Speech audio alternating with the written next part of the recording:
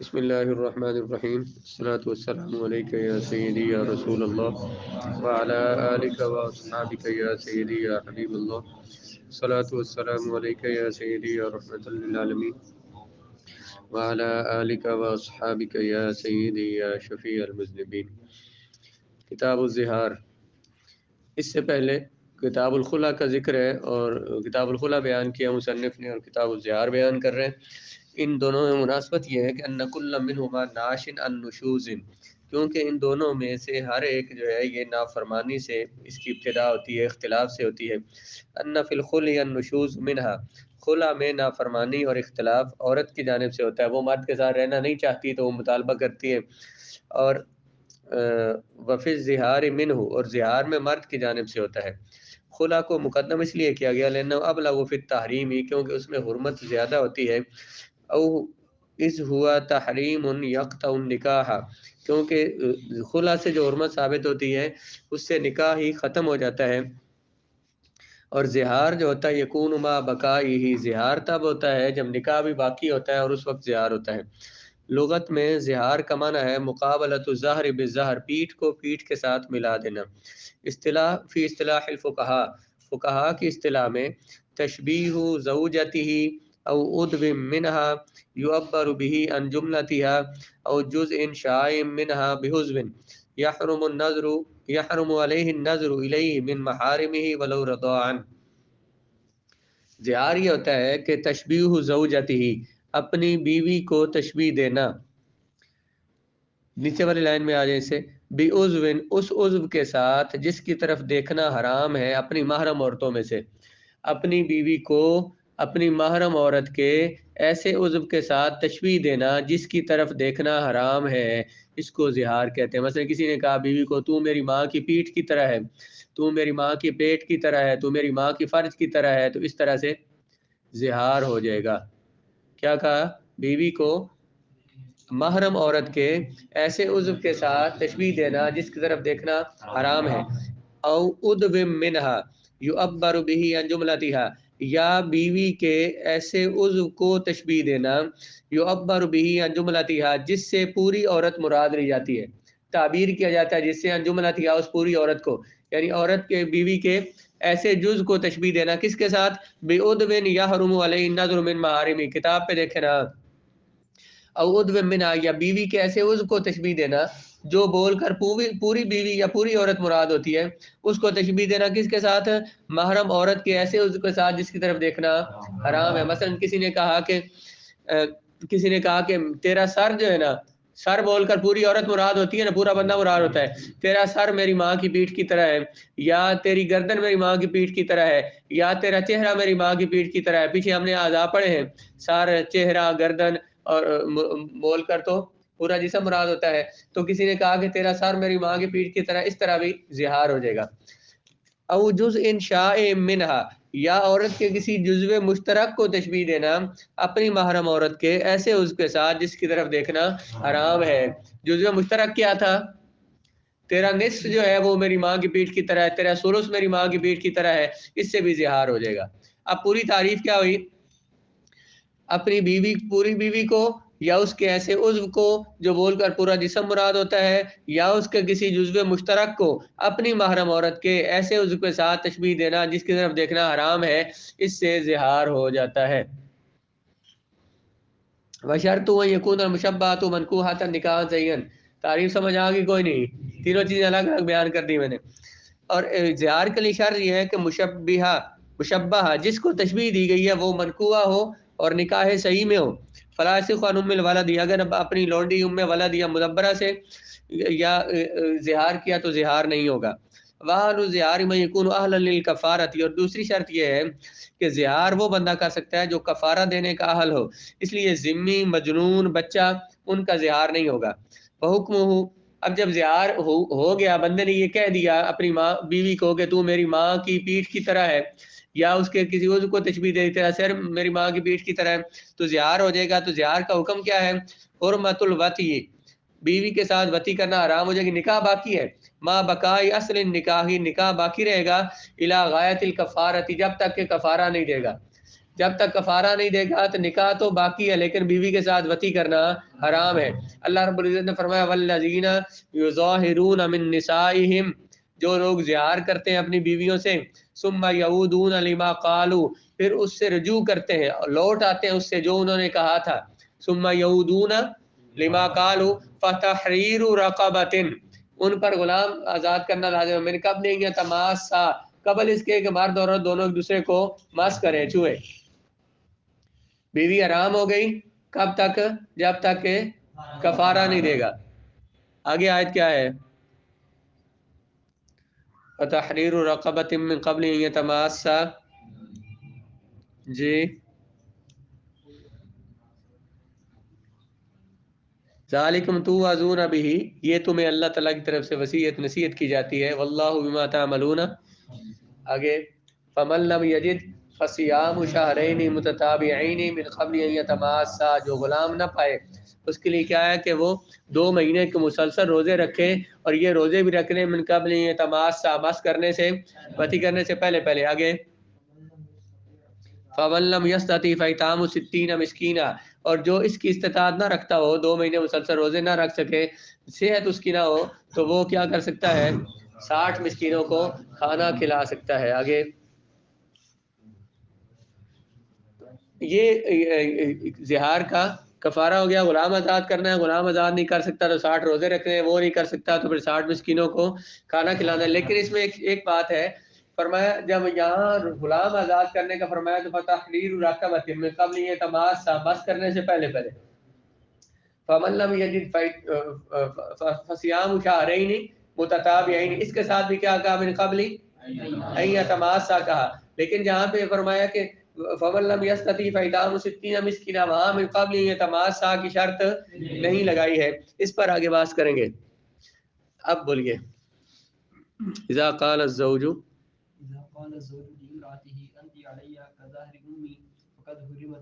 حرمت علیہ، کسی بندے نے اپنی بیوی سے کہا کہ تو مجھ پر ایسے ہے، انتی علیہ، تو مجھ پر ہے، کا ظہری امی، جس طرح میری ماں کی پیٹھ ہے۔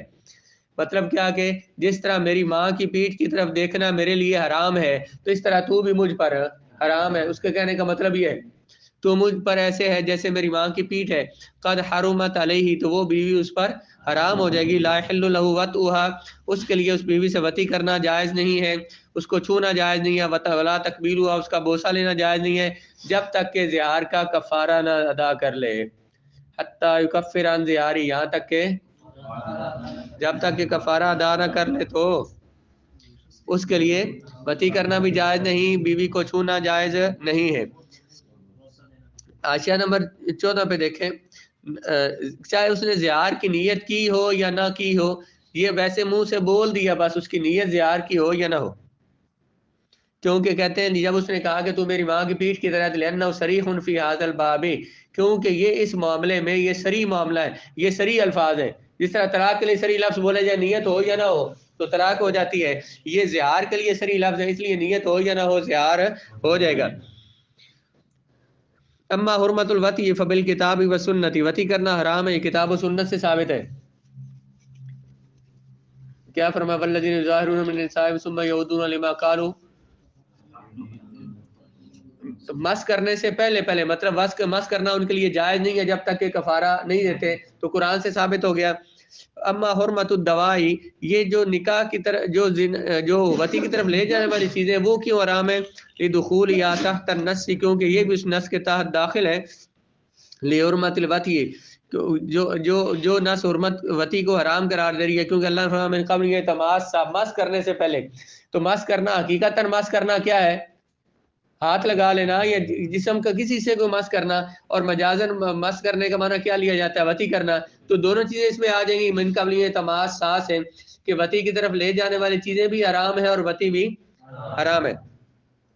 لأنه لا موجب للحمل على المجازی، اس میں مجازی معنی پر معمول کیا نہیں جا سکتا، وهو الوطی لامکان الحقیقت، کیونکہ حقیقی معنی بھی ممکن ہے۔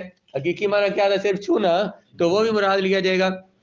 فیحرم الجماع لأنه من افراد التماسی، یہ کہہ رہے ہیں کہ یہ جو ہے نا یہاں پہ یہ حقیقی اور مجازی معنی نہیں ہے مراد، بلکہ مس کرنے کا معنی عموم مجاز والا مراد لیا ہے کہ اس میں دونوں چیزیں آ جاتی ہیں، جو حقیقتاً مس کرنا ہے وہ ہاتھ سے مس کرنا ہے، جسم کو مس کرنا، اور اس میں جو مجازی معنی ہے وتی والا وہ بھی اس میں آ جاتا ہے، اس لیے دونوں معنی اس میں آ جائیں گے کہ چھونا بھی جائز نہیں اور وتی کرنا بھی جائز نہیں ہے۔ جب کہا زوج نے اپنی بیوی سے کہ تو مجھ پر ہے جیسے کہ میری ماں کی پیٹھ، پس تحقیق حرام ہو گئی وہ بیوی اس پر، نہیں ہے حلال مرد کے لیے اس عورت کے ساتھ وطی کرنا اور نہ ہی چھونا اس کو اور نہ ہی بوسہ لینا اس کا، یہاں تک کہ وہ کفارہ دے لے اپنے زہار کا۔ اس حاشیے پر آیت لکھی قولی تعالی والذین یظاہرون من نسائہم، یہاں تک کہ اللہ نے فرمایا فتحریر رقبۃ من قبل ان یتماسا والزہار یکون طلاقا فی الجاہلیہ، زہار جو ہے نا اس طرح سے بیوی کو بولنا یہ زمانہ جاہلیت میں طلاق ہوتی تھی۔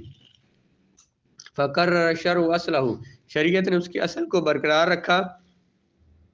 اصل کو برقرار کیا رکھا؟ مطلب بیوی حرام ہو جاتی ہے اسے۔ وَنَقَلَ حُكْمُهُ إِلَىٰ تَحْرِيمٍ مُؤَقَّتٍ، لیکن اس حکم کو منتقل کر دیا اس بات کی طرف کہ یہ حرمت جو یہ وقتی حرمت ہے، مؤقتن بالحرمت، یہ مؤقت ہے کب تک؟ بالکفارہ، کفارے تک، کفارہ ادا کریں گے تو وہ حرمت ختم ہو جائے گی، تو یہ کفارہ ادا، کفارے کے ادا کرنے تک یہ حرمت ہے، غیر مزیل للنکاح، یا نکاح کو زائل بھی نہیں کرتی۔ وَهَذَا لِأَنَّهُ جِنَایَةٌ لِكَوْنِهِ مُنْكَرًا مِنَ الْقَوْلِ وَزُورًا، کیونکہ یہ غلطی ہے اس کی، کیونکہ وہ جھوٹ بول رہا ہے۔ قرآن نے یہ کہا منکرا من القول وزورا، وہ غلط بات کر رہا ہے، وزورا اور جھوٹ بول رہا ہے۔ فیناسب المجازات علیہ، جب اس نے یہ جھوٹ بولا ہے اور غلط بات کی ہے کہ بیوی کو ماں کی طرح کہا ہے، حالانکہ ماں جو ہے وہ ابداً حرام ہے، اور بیوی کو وہ کہہ رہا ہے کہ تو ماں کی طرح ہے، مطلب کہ وہ جھوٹ ہی بول رہا ہے، تو یہ جھوٹ بول رہا ہے، اس پر اسے سزا ملنی چاہیے، اور وہ سزا کیا؟ بالحرمت، کہ بیوی اس پر حرام ہو جائے، ارتفاع ہوا بالکفارہ، اور اس حرمت کو اٹھا دیا گیا کس طرح؟ کفارہ ادا کرنے۔ جو اس نے غلطی کی اس کی سزا، اس کی کفارہ دے گا تو پھر غلطی اس کی ختم ہوگی۔ فَإِنْ وَطِئَهَا قبل ان یکفر استغفر اللہ ولا شیء علیہ، اگر اس نے وطی کر لی عورت سے کفارہ دینے سے پہلے زہار کیا تھا، تو اب وطی کرنا اس کے لیے جائز نہیں تھا جب تک کہ کفارہ نہیں دیتا۔ اگر کفارہ دینے سے پہلے اس نے بیوی سے وطی کر لی، استغفر اللہ، اسے چاہیے کہ وہ اللہ تعالیٰ سے معافی مانگے، اس پر توبہ استغفار کرے، اور اس پر اس پہلے کفارے کے علاوہ کوئی اور کفارہ لازم نہیں، کفارہ ایک ہی لازم ہے اس پر، کفارہ اس پر ایک ہی لازم ہوگا، زیادہ کفارے اس پر لازم نہیں ہے، لیکن اس نے یہ گناہ کیا ہے، اس پر اس نے اللہ تعالیٰ سے معافی مانگنی ہے۔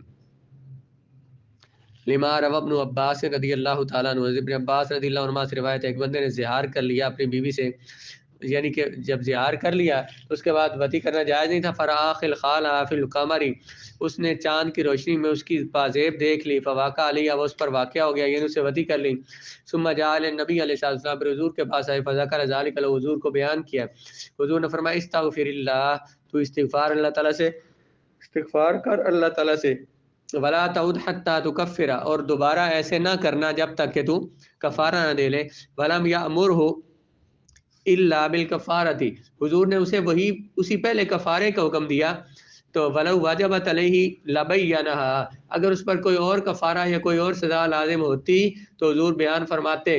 حضور نے کیا فرمایا؟ استغفار کر اور دوبارہ ایسا نہ کرنا، حتیٰ تکفر، تو حضور نے وہی پہلا کفارہ اس پر لازم کیا اور کفارہ اس پر لازم نہیں فرمایا۔ اگر وطی کر لی مرد نے عورت سے قبل اس کے کہ وہ کفارہ دے، تو اسے چاہیے کہ وہ استغفار کرے، اللہ تعالیٰ سے معافی مانگے، اور نہیں کوئی شے اس پر پہلے کفارہ کے علاوہ، ولا یعابد حتى یکفر، اور وہ عورت کی طرف نہیں لوٹ سکتا جب تک کہ کفارہ نہیں دے لیتا، لوٹ نہیں سکتا یہاں تک کہ لوٹنے کا لفظ یہاں پہ کیوں بولا ہے؟ کیوں قرآن نے کیا کہا؟ والذین یظاہرون من نسائہم ثم یعودون، پھر وہ لوٹتے ہیں کا مطلب اس جو زہار کیا تھا انہوں نے، جو بیوی کو حرام کیا تھا، اس سے رجوع کرنا چاہتے ہیں، تو وہ اس کو کہتے ہیں کہ ولا یعاود حتی یکفر، دوبارہ عورت کی طرف نہیں آئے گا یہاں تک کہ جب تک کہ کفارہ نہ دے لے.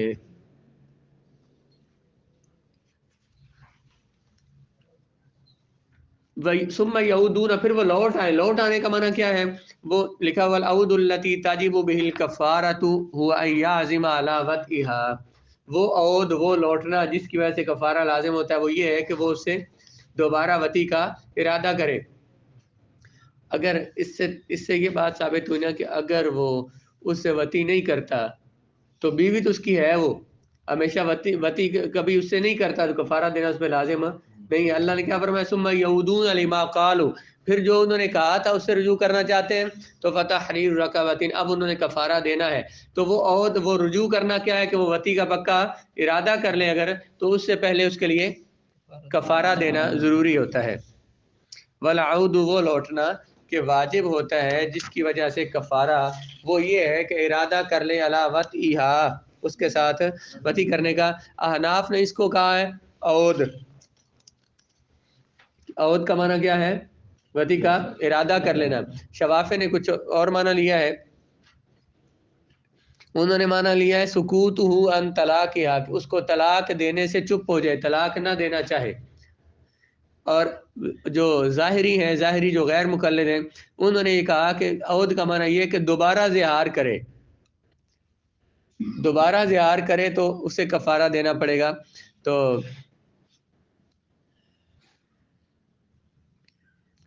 احناف نے جو کہا ہے کہ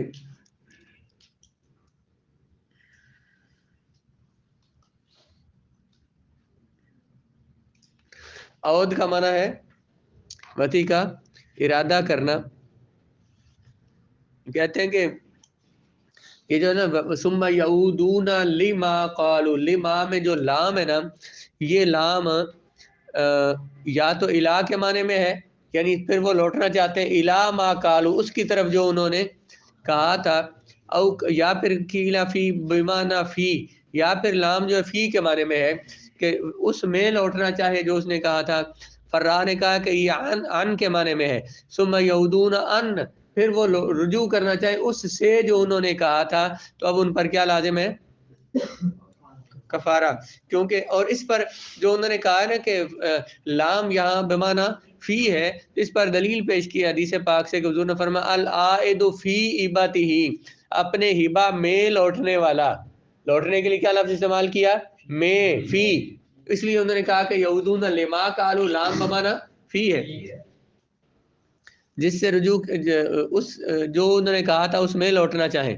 تو یہ کہتے ہیں اچھی تعویل ہے، لن زہار موجب التحریم، کیونکہ زہار حرمت کو واجب کرتا ہے.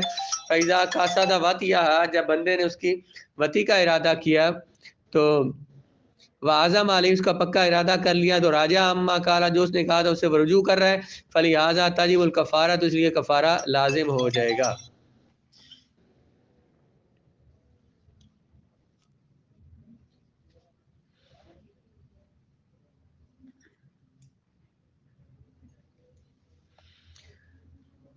جی، فہو ایازم علی وطیات کے عود کا معنی کیا ہے کہ وطی کا پکا ارادہ کر لے. جب وطی کا پکا ارادہ کر لے تو اب اس کے لیے کفارہ دینا ضروری ہوگا. وہ عود اور لوٹنا، ایسا لوٹنا کہ واجب ہوتا ہے جس کی وجہ سے کفارہ، وہ یہ ہے کہ ارادہ کر لے علی وطئھا، اس کے ساتھ وطی کرنے کا. آگے وَإِذَا قَالَ أَنْتِ عَلَيَّ كَبَطْنِ أُمِّي فَكَفَخْذِهَا، اسی طرح اگر بندے نے یوں کہا کہ تم اپنی بیوی کو کہا تم میرے لیے ایسے ہے جیسے میری ماں کا پیٹ ہے، یا جیسے میری ماں کی ران ہے، یا جیسے میری ماں کی فرج ہے، تو فہو مظاہر، یہ بندہ بھی زہار کرنے والا ہے، مطلب زہار ہو جائے گا. کیوں؟ لأن هذه الأعضاء لا يحل له النظر إليها من أمه، کیونکہ ماں کے ان اعضاء کی طرف دیکھنا بندے کے لیے حلال نہیں ہے. تو یہ ایسے ہی ہے جیسے کہ اس نے ماں کے پیٹ کے ساتھ تشبیہ دی ہو، یا پیٹھ کے ساتھ جیسے تشبیہ دی ہو، کہ ویسے ہی ایسے اس سے بھی زہار ہو جائے گا. کہا کیا تھا اس نے؟ تو میرے لیے ایسے ہے جیسے میری ماں کا پیٹ ہے، یا جیسے میری ماں کی ران ہے، یا میری ماں کی فرج ہے، تو اس طرح بھی زہار ہو جائے گا. وَإِذَا قَالَ، جب کہا بندے نے تو مجھ پر ایسے ہے جیسے کہ میری ماں کا پیٹ، اور جیسے میری ماں کی ران، یا جیسے کہ اس کی فرج تو وہ مظاہر ہے، اظہار کرنے والا ہے. آگے وَكَذَلِكَ وكذلك إن شبهها بمن لا يحل له النظر إليها على سبيل التعبيد. اسی طرح اگر اس نے اپنی بیوی کو اپنی ان محرم عورتوں کے ساتھ تشبیہ دی، باقی محرم عورتوں کے ایسے اعضاء کے ساتھ تشبیہ دی جن کی طرف دیکھنا حلال نہیں ہے، تو پھر بھی زہار ہو جائے گا. اس نے باقی جو ماں کے علاوہ جو باقی محرم عورتیں ہیں ان کے ایسے اعضاء کے ساتھ بیوی کو تشبیہ دی جن کی طرف دیکھنا حرام ہے، تو پھر بھی زہار ہو جائے گا. کیا بولا ماں کے علاوہ باقی محرم عورتوں کے ایسے اعضاء کے ساتھ تشبیہ دی جن کی طرف دیکھنا حرام ہے، تو پھر بھی زہار ہوئے گا. جیسے کہ بہن کے ساتھ پھوپھی اور رضاعی ماں کے ساتھ تشبیہ دی تو پھر بھی زہار ہو جائے گا. یعنی کہ یہ کہا کہ تو میری ماں کی، تو میری بہن کی پیٹھ کی طرح ہے، میری پھوپھی کے پیٹ کی طرح ہے، کچھ بھی ایسے اعضاء کے ساتھ تشبیہ دی تو پھر بھی زہار ہو جائے گا. لِأَنَّهُنَّ فِي التَّحْرِيمِ الْمُعَبَّدِ كَالْأُمِّ، کیونکہ یہ بھی ہمیشہ کی حرمت میں ماں کی طرح ہی ہے، اور دائمی حرام ہونے میں، محرم ہونے میں یہ ماں کی طرح ہے. وَكَذَلِكَ، اور اسی طرح ہے اگر مرد نے تشبیہ دی بیوی کو بے من ان عورتوں کے ساتھ کہ نہیں ہے حلال اس کے لیے دیکھنا ان کی طرف نہ، اسی طرح سے اگر تشبیہ دی مرد نے بیوی کو بے من ان عورتوں کے ساتھ سے مراد ان عورتوں کے اعضاء کے ساتھ، عورتوں کے ان اعضاء کے ساتھ کہ نہیں ہے حلال بندے کے لیے ان کی طرف دیکھنا ہمیشہ کے لیے اپنی محرم عورتوں میں سے، ان اعضاء کے ساتھ کہ نہیں ہے جائز دیکھنا ان اعضاء کی طرف ہمیشہ اپنی محرم عورتوں کے، جیسے کہ اپنی بہن، جیسے کہ اس کی پھوپھی، اور جیسے کہ اس کی رضاعی ماں، تو اس طرح بھی زہار ہو جائے گا. وَكَذَلِكَ، یہاں تک تو بات یہ ہوئی کہ پوری بیوی کو تشبیہ دی. اب یہاں سے وہ مسئلے شروع ہو رہے ہیں کہ اس کے ان اعضاء کو تشبیہ دی ماں کے ساتھ یا کسی بھی محرم عورت کے ایسے اس کو ساتھ اس طرف دیکھنا حرام ہے. یہاں سے وہ مسئلے شروع ہو رہے ہیں آگے.